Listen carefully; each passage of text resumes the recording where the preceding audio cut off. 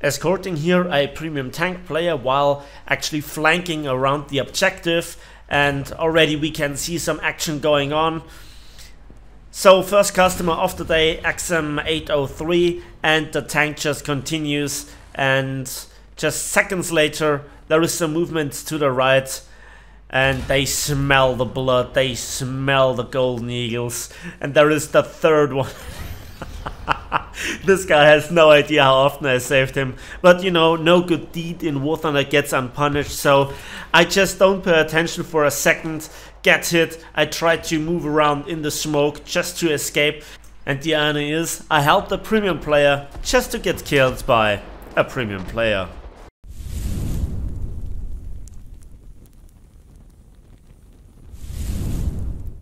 Hello there, and welcome back to War Thunder, and welcome to a wild ride on board the PTZ89 rank 6 battle rating 8.7 tech tree end of the line Chinese tank destroyer. So I had some awesome shots in this tank, I had some awesome battles in it, and I want to share them with you.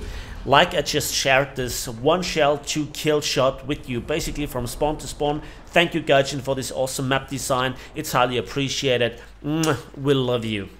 But in all honesty, let's talk about the facts here, and let's talk about if this tank is worth your time or if it is just a cheap Chinese knockoff copy of the Object 120. Is it? No, it is different. It is also better in many essential aspects which are directly tied to the meta of War Thunder. To be honest, I think that the battle rating difference of 1.0, in this case 8.7 rather than the 7.7 of the Soviet/Russian premium Object 120, is fine as it is. The tank is very good at sniping and not so good at brawling, yet it can get the job done. So what are the similarities to the Object 120? You have a 120mm gun with an autoloader with very strong APFSDS, and you also have a rear mounted turret. You're pretty large and you don't really have all that much armor. And then we have to talk about this in detail and also the difference to the Object 120. So for a change, I don't want to simply run down the numbers, but I want to talk about the effectiveness of the tank in its sniper role, and it's kind of a mixed bag. First of all, you not always get maps where you can snipe in the first place. Second of all, the tank has a very good laser rangefinder, I guess up to 10 kilometers. The problem is, however, that at this battle rating of 8.7 you don't have thermal imaging, so you always feel a little bit at a disadvantage, especially if you think about the M1128 Striker or the CV90-105 TML in the American or in the Swedish tech tree. And then you obviously have an APFSDS round that comes stock with the tank, so you don't have to research it, with a very high muzzle velocity of 1740 meters per second, making it very easy to hit targets at range. And then there is the magnification of the tank. That is both an upside and a downside to the tank, because you can mark one eyeball, aka guess the range, very easily with a little bit of practice, I guess, and just get the shots in on target. And this is supported by a 5-second autoloader, which is fantastic. So you can see there are upsides, there are downsides. If then you want to have precisely aim, then you have a little bit of a disadvantage, because the lines for the various different ranges are so tightly packed together, so you lack a little bit of the magnification, and it could be better.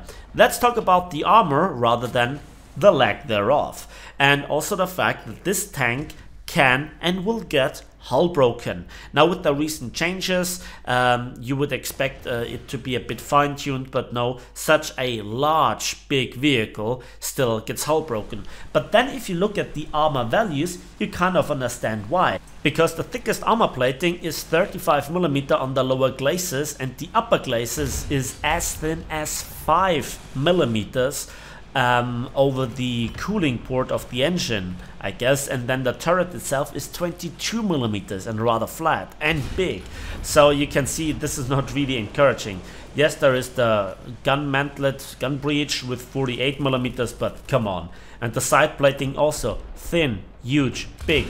15 millimeters. Yeah, this is very vulnerable to air attacks, to SPA, hell, to even heavy machine guns. So it's a very good sniper.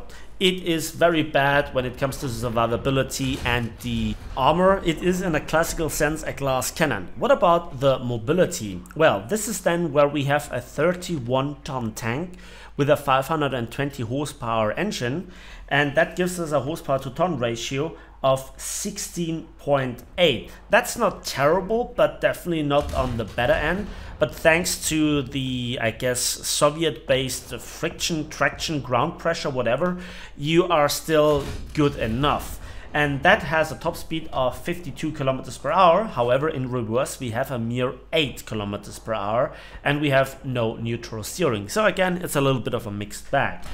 And then we just simply have to talk about the gun handling characteristics. So let's get them completely through in order. We have a turret traverse of 15 degrees per second. We have a gun elevation speed of 5 degrees per second. We have 5 degrees of gun depression and 18 degrees of gun elevation. So that is okayish, but definitely not really that amazing. Yes, we have a stabilizer, which is pretty good, and it's 2-plane. However, the absolutely awesome thing about this tank is the 5-second autoloader, which is independent from the crew skills. So that allows you to just get the gun on target at medium to long range with ease and good enough.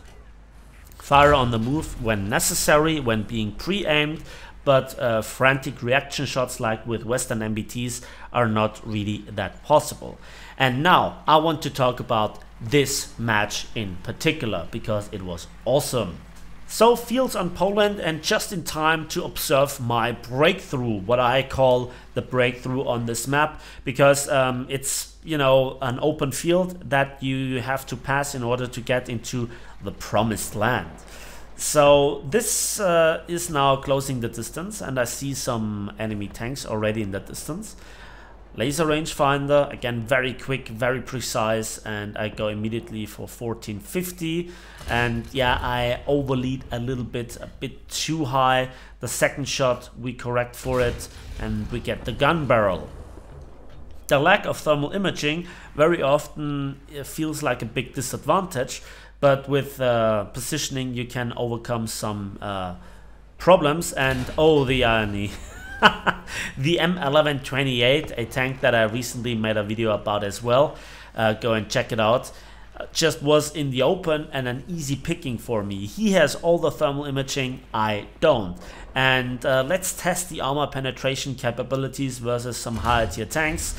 We go easily through the junction between the upper and the lower glacis of this Challenger Mark II, and the second shell does not penetrate the upper glacis.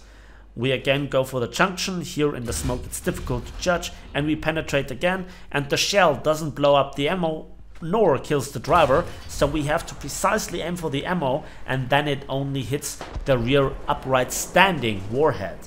A bit of waste of ammunition. Also, if you think about that, there are only 10 rounds in the ready rack, and look at that ready rack reload time, that's pretty long. So again, here I can see some movement. I saw him, I pre-aim, and then I make the mistake of still underleading. I aim where he is, pop smoke, keep the aim where it is, and then either he burns down really quickly or he bails out in frustration, but I get the kill, which is cool. I mean, he would not have survived for another shot, I guess. And now I'm just chilling, waiting and observing. I'm observing the minimap. I have some air support. I have some support from C. Another tank is with me, and B now seems to be ready for the taking. But I still wait and I observe, because it would be a real shame if I would go into B and not then snipe some resupply of the enemy tanks for the front line. I see that somebody got pinged and hit, and I reverse, and I hit here the gun breach of an XM1, it seems like. Tries to reverse, but no, and I got him. So that was another kill, clearing that area as well. So this is where I love to be, in a good ambush position where I can use not just houses and buildings, but the terrain, where positioning gets rewarded. Maybe I'm really old school and a lot of people hate this map, or big maps in general, and to be honest, very often it's just driving to then end up in a close quarters brawl anyway, and then it's just a real waste of time, right? But here I feel like I can make the difference, and I also need some time to refill my ready rack. Just waiting a bit, and then we get the first shot off, and again I underlead a bit. That was bad aim, but a few seconds later, before he can get out of the smoke of the shell impact, I disable him, and the third shell then seals the deal, and that is kill number 6. I'm sorry, but I love those long battles. I love those battles where positioning can overcome then the short range brawl. Talking about this, here I got hit, and this guy is about to kill me when then the L44 comes and deals with him, disables him. I try a second shell, but my turret ring is jammed, and yeah, I have to extinguish the fire before I burn down, and then I have to just simply repair. And once we have capped the cap, I also decide to get some refill of ammunition and a crew member back. So I think I make here a little bit of a cut, just so that you don't have to endure all the repair cycling. However, I decided to hang around for a little bit, and then I listened.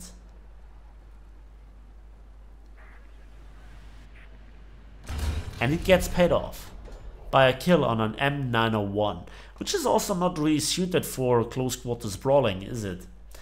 So then a few minutes later, furthermore, for a change, this guy doesn't see me, and I just wanted to get into cover. He sees one of my allies, and obviously I have to help him, and then on the move snipe on an M60A1 AOS. Overall, this fantastic battle took like 20-25 minutes. The results were 69,000 civil lines, 13,000 RP for a Tech 3 tank destroyer with a premium account but no further boosters. That was fantastic. Thanks for watching, thanks for listening. Please give this video a like if it, subscribe if you want to see more, and we'll see each other on the waves, in the skies, and on the battlefields of War Thunder.